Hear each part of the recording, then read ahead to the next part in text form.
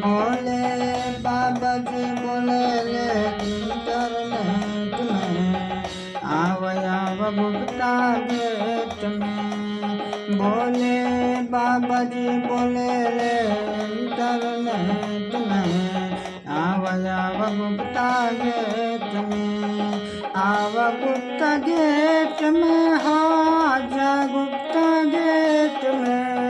आजा गुप्ता गेट में हो गुप्ता गेट में। जी बोले बाबा जी बोले ले इंटरनेट में आव आव गुप्ता गेट में।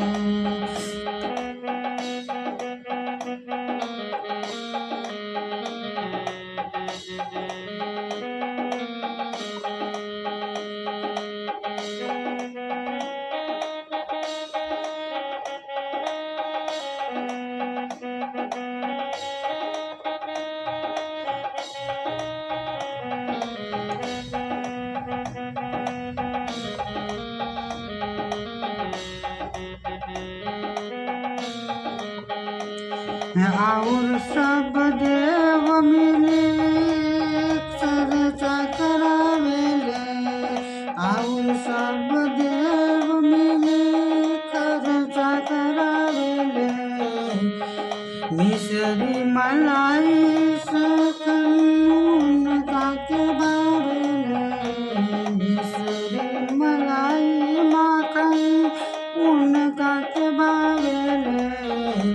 ये गो हमारी मिले कामरे तुम्हें आव आव गुप्ता गेट में। ये गो हमारी मिले कामरे तुम्हें आव आव गुप्ता गेट में। बाबा जी कहिले हता जल्दी से आवा। बाबा जी कहिले भक्ता जल्दी से आवा। भंगिया धतूरा के भोगिया लगावा। भंगिया धतूरा के भोगिया लगावा। क्यों माँ सोच जाने आवा कौनो गेट में आव आव गुप्ता गेट में।